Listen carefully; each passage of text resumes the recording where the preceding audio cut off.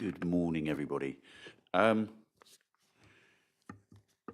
morning and welcome to East Devon District Council's Licensing and Enforcement Committee meeting on the 8th of October 2025. I am the Chair, Councillor Joe Wibley. We are no longer expecting a fire alarm test because we've just had it. Could you please make sure that all phones are either muted or switched off? I'd also like to welcome members of the public and anyone watching online. All councillors have been sent the agenda for today's meeting. Just before we go any further, one thing I would like to say to members is when we're speaking, can we make sure that we're speaking directly into the mic and it's close to us and we speak loudly enough so that the people at the back can hear. Thank you. So we'll now start the meeting with a roll call of members present. When you hear your name, please unmute your microphone and confirm that you are present, and please state whether or not you have any declarations of interest in items on the agenda and the nature of that interest. Sarah. Thank you, Chair. Councillor Brian Bailey. Present, Sarah. I do know a lot of taxi drivers, but that's my only declaration. Thank you. Councillor Bloxham. Present, no declarations. Thank you. Councillor Chapman? No. Councillor Davey? Present, no declarations. Thank you. Councillor Dumper? Present. Thank you, Sarah. No declarations. Thank you. Councillor Fernley? Present, no declarations. Thank you. Councillor McCollum? No. Councillor Nicholas? No. Councillor O'Leary? No. Councillor Rickson? Present, and the only declaration I have to make is that I am occasionally a customer of the premises that is being discussed. I don't know how that should influence things. Not on this agenda. Thank you. And Councillor Wibley? Present and no declarations. Thank you. Thank you, Chair. The meeting's quorate. Thank you very much. So we move to agenda item 1, the minutes of the previous meeting held on the 16th of July. Councillors, does anybody have any comment on the last set of minutes? No, are we, I'm happy to propose them from the chair. Somebody happy to second? Take your pick, Sarah. So all those in favour of noting those minutes? Thank you very much. Cheers. Thank you, Giles.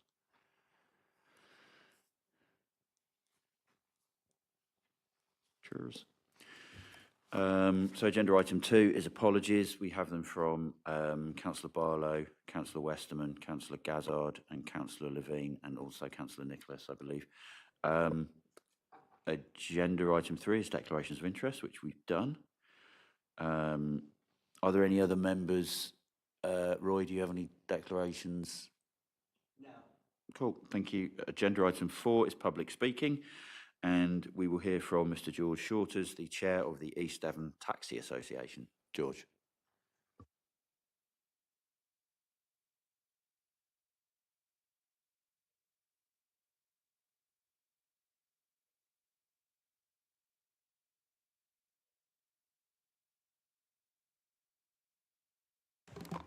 Can you hear me now? Oh, good. As I was saying, good morning, ladies and gentlemen. Met with one of the drivers who objected to the increase, 2% increase, and also met with two other drivers, one much younger and both much younger, and one was renting and the other had a mortgage, both had children. And of course, the views are differing as they would be. The younger drivers obviously want the increase, the older driver, not so much. But as chair of the East Devon Taxi Association, I have to take all points of view. You should have received from Gary a list of taxi drivers who wanted the pay rise. Have you had that list? I don't know. Yes? Thank you very much. As you can see, there are some 30-odd drivers who want the pay increase. We have a meeting not too dissimilar to yours, where you took a vote and gave us 2%. We have a similar type of meeting, and we have a majority decision for the increase as well. So I'm at a loss that you get one objection and everything grinds to a halt. As I understand it, correct me if I'm wrong, none of the general public objected at all. We like little increases, as do the public. If we don't get this increase next year, we're going to ask for more than the 2% that you've granted this time. That's always a shock to the customers that don't like suddenly big increases, as you're aware. So we wish to put forward our case again, as I've just done, for the 2% increase. Thank you very much. Thank you very much indeed, George.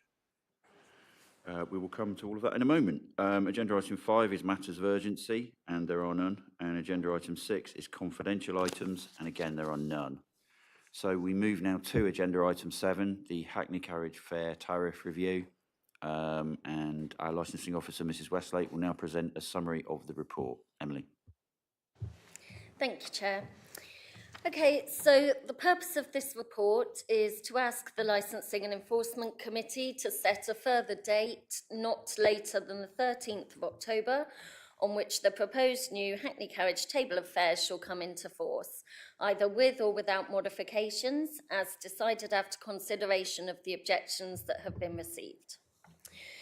At the last meeting of the Licensing and Enforcement Committee, held on the 16th of July, the committee resolved to introduce a new table of fares for East Devon licensed Hackney carriages and determine that notice of the proposal will be published in 2 local newspapers and at the council's offices, in line with the requirements of Section 65 of the Local Government Miscellaneous Provisions Act of 1976. The new table of fares approved on the 16th of July is set out at Appendix A of the report, and it affects an approximate 2% rise to the existing table of fares that's been in force since the 18th of June 2024. It maintains the existing structure of having 3 separate tariffs, being a weekday daytime rate, Tariff 1, evening, night and Sunday rate, Tariff 2, and a bank holiday Christmas and New Year rate, Tariff 3. It's important to note that the table of fares sets out the maximum charge that can be made. Drivers and proprietors can charge less than the maximum fare, but cannot charge more. The notices were published in both the Midweek Herald and the Exmouth Journal on the 30th of July and specified a date of midnight on Wednesday the 13th of August by which any objections had to have been made. The notices were also displayed at both of the council's offices at Blackdown House and Exmouth Town Hall from the same date. A copy of that public notice can be viewed at Appendix B of the report. In addition, and in order to promote transparency and keep the trade informed, the Licensing Authority advised all licensed East Devon Hackney carriage drivers and proprietors about the proposed new table of fares during the objection period. A total of 6 objections were received and are set out at Appendix C of the report. All objections received were from members of the East Devon taxi trade. No objections were received from members of the travelling public. The majority of the objectors were of the opinion that no fare rise is necessary at this time due to both the potential detrimental effect on members of the travelling public and the possibility that it would price customers out of using a taxi. One objector, however, felt that the fare increase did not go far enough, and they cited the rising costs of motoring in the UK as a concern. One comment was received in support of the proposed new table of fares, and the committee have also heard from members of the taxi trade and the East Devon Taxi Association in the public speaking section of this meeting today. Where objections are received, these must be considered, and the committee must determine whether any modifications should be made to the proposed table of fares before setting a date on which it should come into force.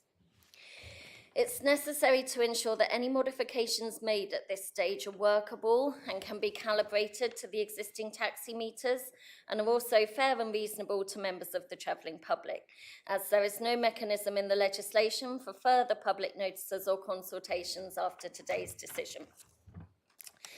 It is therefore recommended that the committee choose from one of the options set out at section 7.2 of the report and determine to either set a date for the table of fares agreed on the 16th of July to come into effect as published with no modifications or changes, set a date for the table of fares agreed on the 16th of July to come into effect as published, but with one modification to increase the soiling charge, which is listed under extras and has been raised by a couple of objectors, or modify the proposed table of fares by determining to revert back to the existing East Devon table of maximum fares that's been in effect since June 24 with immediate effect. The existing table of fares is set out at Appendix D of the report for information. The committee is advised that, as set out in section 65 of the Act, the latest date by which the revised table of fares must come into effect is the 13th of October, being 2 months after the date on which it would have come into effect were no objections received. It's therefore recommended that the committee should set a date of the 10th of October for the table of fares to come into force. And should a new table of fares be agreed, Hackney proprietors will then be given a set period of 3 months to have their meters recalibrated. The committee is reminded that on the 3rd of June 2025, they resolved to give further consideration to introducing a Hackney carriage fare setting procedure within the following 12 months, and there will therefore be a further opportunity to review the Hackney carriage table of maximum fares in 2026. This concludes the outline of the report, and I'm happy to answer any questions that you might have. Thank you. Thank you very much, Emily. So I think, yeah, actually, we'll just go straight to questions. I'll do that bit in a bit. Marianne, Councillor Rixon. Now, because I'm new to this committee, I don't have this answer, so I'm sure everybody else knows. But why does Sorry, everybody- Marianne, could you move that a little bit closer? Really sorry, they can't hear you back. Right, I'm new to this committee, so don't have the answer to this, but I expect everybody else knows. Why does everyone have to go all the way to Torquay? Does that even apply to people who are running a taxi in North Devon? Is there only one area where you can get your meter recalibrated? Thank you. We have 2 approved meter calibrators in East Devon. One is based in Torquay and the other is based in Exeter. We have tried over the years to get at least one more on board, but it is difficult getting agreement from the meter companies and to have another garage approved. We would very much like that, and I know the drivers would too, but unfortunately it hasn't been possible yet. But yeah, there's 2 options, one in Torquay, one in Exeter at the moment. Thanks.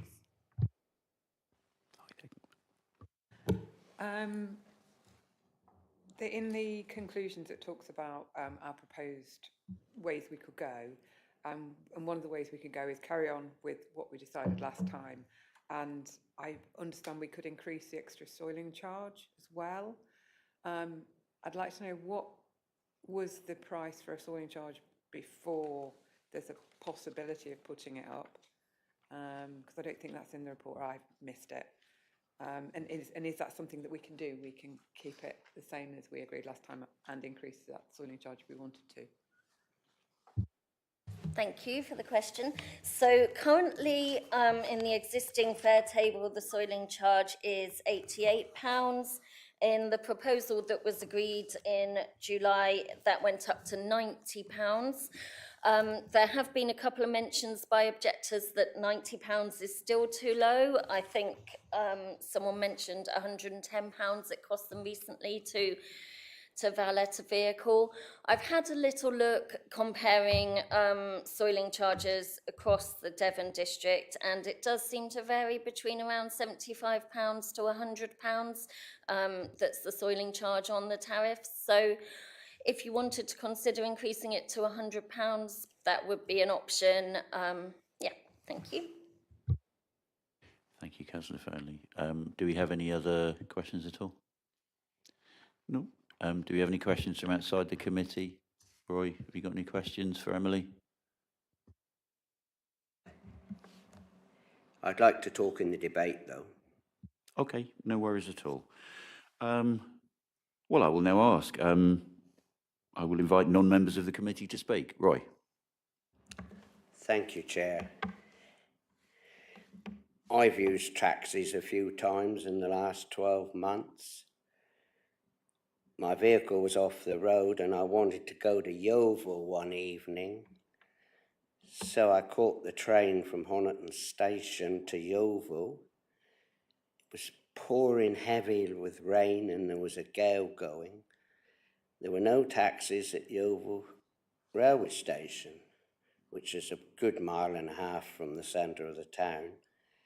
And a taxi driver pulled in and he said, "Are you stranded?" I said, "Yes, I want to go into the town." And he said, "Hop in, mate." And I got in. And when I got in the centre of Yeovil, I said, "What's the charge?" He said, "Nothing, that's on me, mate." That's what he said. He said, "You're a pensioner," and he was very kind. The other times I've used taxis, I went to Belfast. And they seem to, you've got to watch it there because they seem to charge different prices for the same route. And from my hotel to where I wanted to go in the centre of Belfast was £7. And I paid by card one time, and the taxi driver said that's £7 plus £3 tip. So he put £3 tip on the card, which I paid. But I didn't realise I didn't need to pay that. But our taxis in Honiton are excellent. I won't bore you with it because we've heard in the past how they have all this dead mileage and everything. But one thing the objectors seem to be missing is that they do not have to charge the maximum fee, and they could charge much less if they wished to. And also, the public, the customers, they can negotiate the fare before they get in the taxi. If they wanted to go to, say, from Exmouth to Exeter, they could negotiate the fare, and the taxi driver may come down and be less money. All journeys can be negotiated. But we must support our local taxis, especially in this town, because they've got so much rural mileage, and the roads are still in an appalling state. I think we must have some of the worst roads in England round here. Thank you, Chair. Thank you very much, Councillor Collins. And your point that that taxi operators don't have to charge the maximum fare is one that we were going to make in a minute. I think it's a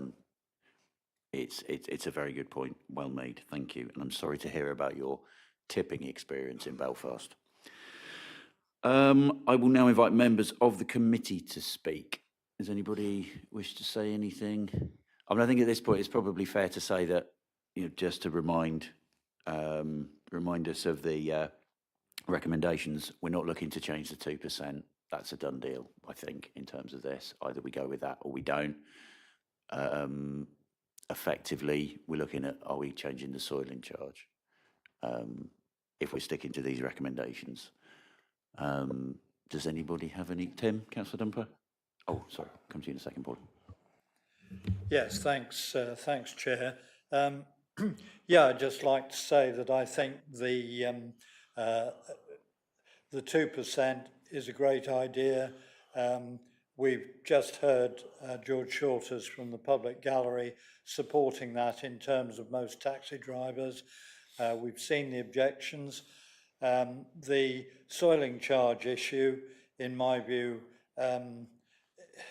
is something that could be amended later if there is sufficient pressure to do that.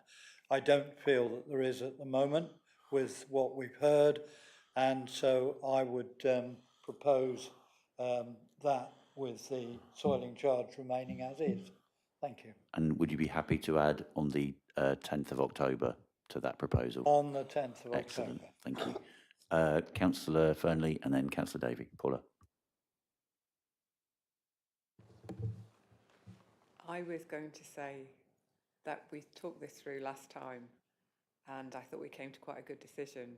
So I was going to say that we kept with that, which is not what you're suggesting.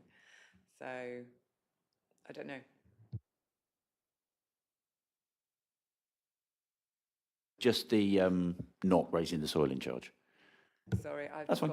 forgotten the figure. I thought you'd increased it, and that was confusing me. Didn't express myself well enough. Councillor Davey, Ollie? Yeah, I'm happy to second Tim's proposal. I think we keep the soiling charge the same at the moment. I would have said it's sufficiently high to be a deterrent, and if people are in such a state that they end up having to pay it, well, tough, and perhaps it'll teach them for next time. It's a modest increase, very modest. I think most members of the public won't, notice an awful lot of difference.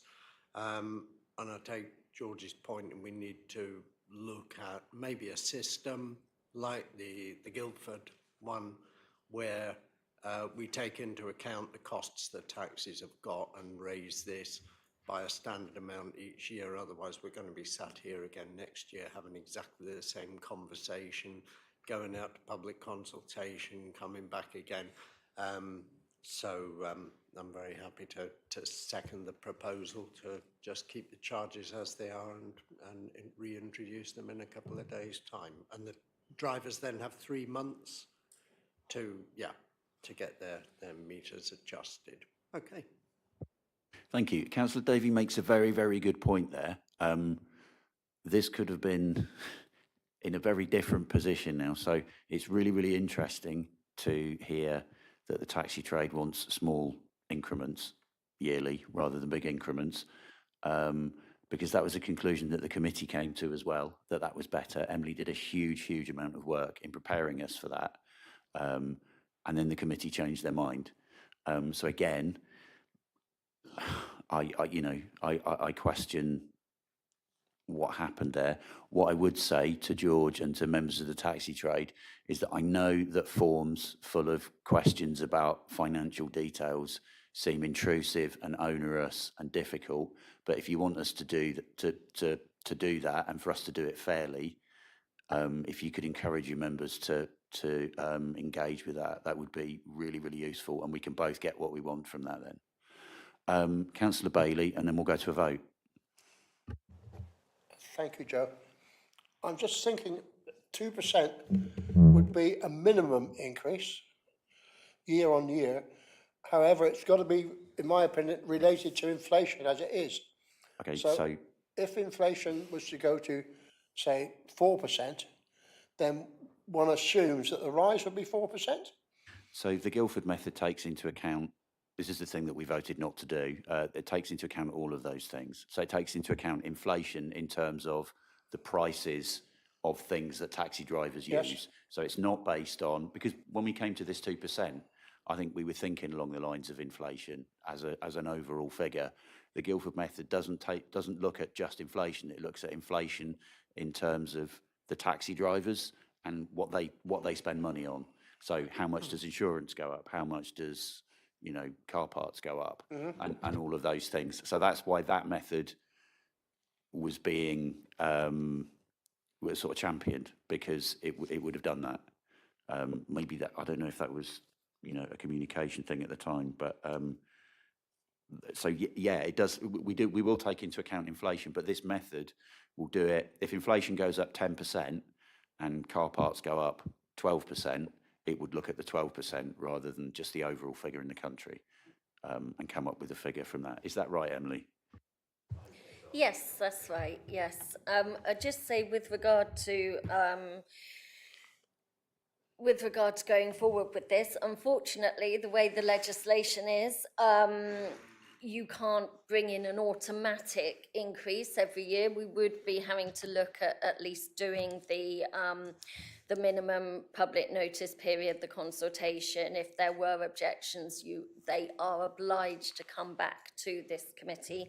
But it's certainly something that is still on the agenda to look at again for next year. Thanks. Cool, thanks, Brian. I think the idea as well is that if you have that system in place, you can start the process earlier and get everything ready for that date when things like minimum wage might change or all of those things. So, okay, well, we have a proposal and a seconder for keeping the soiling charge as it is and going with a 2% increase as discussed previously. So basically keeping things as they were when they were put out to public consultation. And part of that recommendation was to set a date of the 10th of October. So I'll read it as it says. Set a date of the 10th of October for the new proposed Hackney carriage table of fares to come into force as published on the 30th of July with no modifications. We have a proposer and a seconder for that. All those in favour? That's unanimous. Thank you very much indeed. Thanks everybody for coming, and that brings our meeting to a close.